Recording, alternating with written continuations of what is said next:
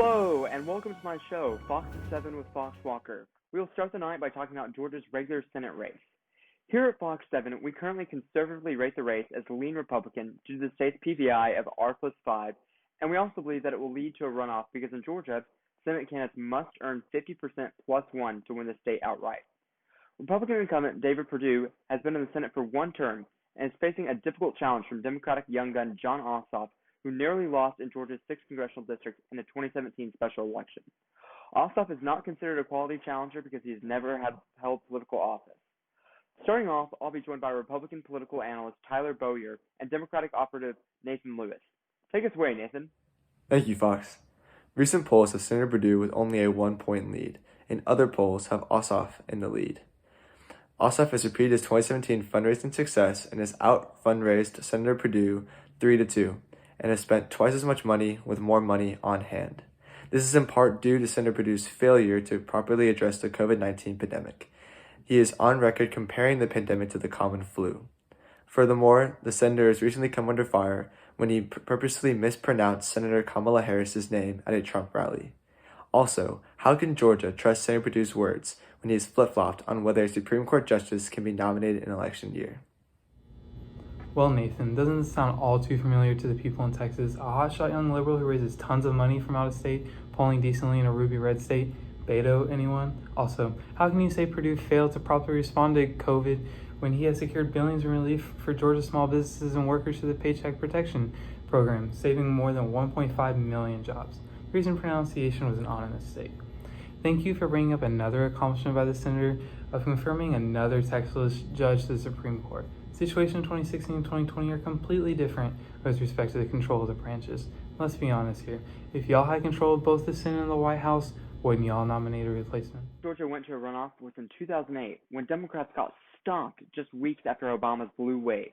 Of course, 12 years ago, Georgia's voting demographics were very different due to changing political preferences for suburban voters and an increase in non-white voters. We now move to Nathan and Gary to discuss the true toss-up House race in Georgia's 7th district between Carolyn Bourdeaux and Rich McCormick with the retirement of Republican Representative Rob Woodall.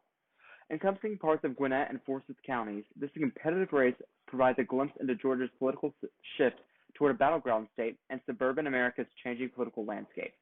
In the last decade, the 7th district has become more racially diverse, higher educated, and wealthier, all characteristics that trend toward Democrats.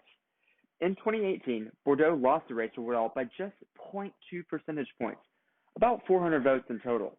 Though there hasn't been much polling of the district, the economists forecast that Bourdeaux will win by about 4 points. After also considering other forecasts and district trends, we rate the district as tilt Democratic and predict that Bourdeaux will win by a percentage point or two. Take us away, Nathan. Thank you, Fox.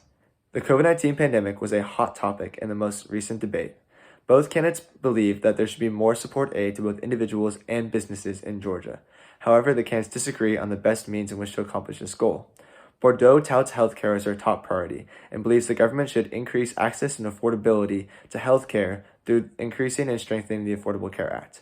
On the other hand, McCormick believes that there are inherent flaws in the Affordable Care Act and prefers a free market option.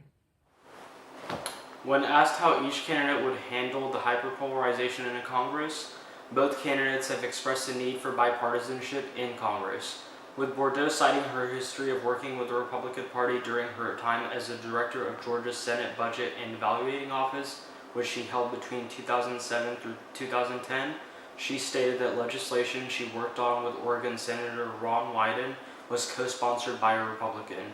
McCormick cited his experience in trying to pass the Surprise Billing Consumer Protect Act, which was almost unanimously approved of and was co-sponsored by Democrat Calvin Smyard. Although Georgia hasn't voted for a Democratic presidential candidate since 1992, a growing non-white electorate has turned the state increasingly blue and contributed to Georgia's shift toward a battleground status. Election analysts at 538.com give Joe Biden about a 1 in 3 chance of a landslide victory, in which case he very likely carries Georgia. If we see a massive outpouring of support for Democrats this year, don't be surprised to see Ossoff and Bourdeaux join Biden in the nation's capital.